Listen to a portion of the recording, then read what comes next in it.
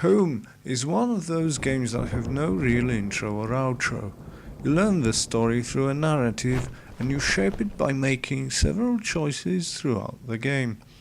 You begin the adventure when your character wakes up in a home he is not familiar with, suffering from slight amnesia as he can't recall how he got there and what the few past events were. He finds a body while walking around the unfamiliar home, which fills him with a sense of dread as he remembers talking to his wife Rachel last and that he was very upset about something. The story continues as the protagonist tries to get home to his wife while uncovering dark secrets hidden along the path.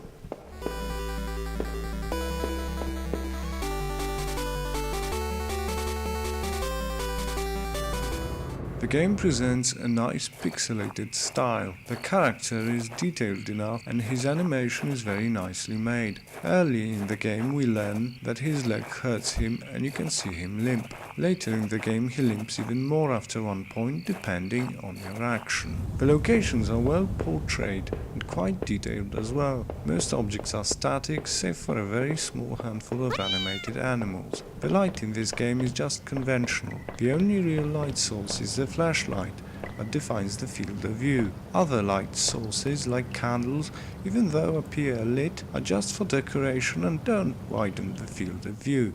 There are transition animations when you move through a door, go up a ladder, or move across a lake, and all these seem to be inspired by the Resident Evil series. The sound in this game plays a major role.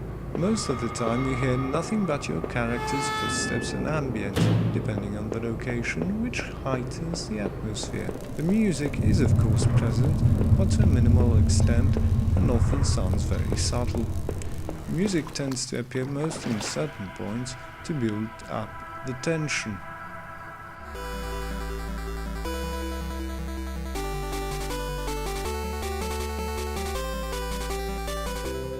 Home does not have any menu. The game only shows you some basic information about controls, suggests how it should be played, and puts you right into the adventure. This will happen each time you start the game. Home has an autosave feature. It will save automatically after reaching a new area, and you can usually guess when it happens. Later on, upon running the game, you are given two options, either to continue or to start a new game. For a horror game, Home is not very scary. Most scares are based on sudden loud noises that may startle you, and they do well for adding to the eerie atmosphere, but in the long run, that alone doesn't make this game all that frightening. Home is mostly a psychological horror, a thriller where the story plays the main role. It gets very dark and unsettling as you learn more facts about the events surrounding the story. You learn the story via text boxes that are stylized for silent movie text cards. Usually there are two sets of text cards per object, so it's worth clicking something more than once.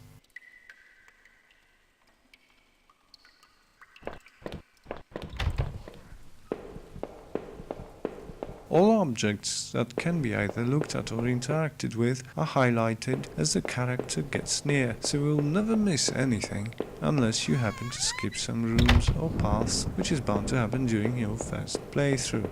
Home may be a bit confusing as far as finding your way goes, since there are many paths you can take, and sometimes you have to stick to one as you won't be able to take both in one run. On the other hand, it's not possible to get lost in this game, since at its core it's very linear and you always move through the same locations to reach the same end goal. The game mechanics prevents you from moving back after reaching certain spots, so you have to explore carefully.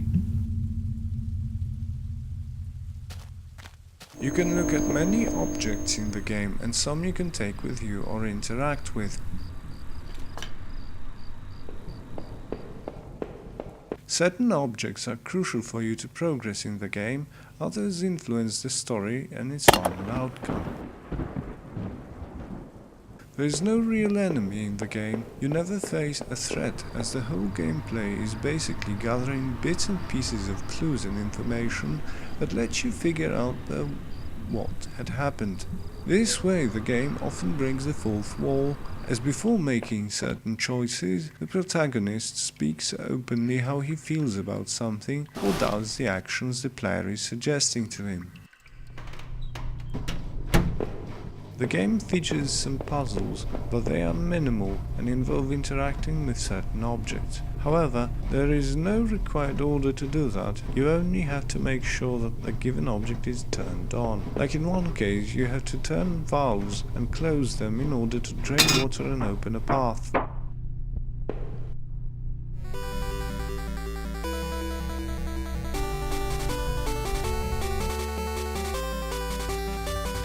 Home is indeed a unique experience with a very disturbing, well-written story and several possible endings that often break the fourth wall and give a sense of uneasy to the player. All elements in Home work well. The game has no loose ends, and since the game isn't really long and can be finished within an hour or so, you can learn the whole story quickly. However, because it's not much of a game but more of an interactive story, it's not really a scary horror game, and neither it is challenging. The conclusion, depending on your choices, may be surprising and may make you wish to play again to see what will happen if you do certain things differently.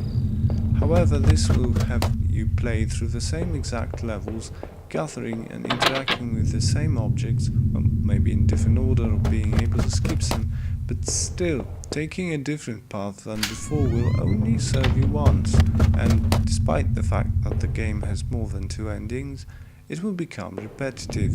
Even the jump scares will happen at the same moments and will be easy to predict.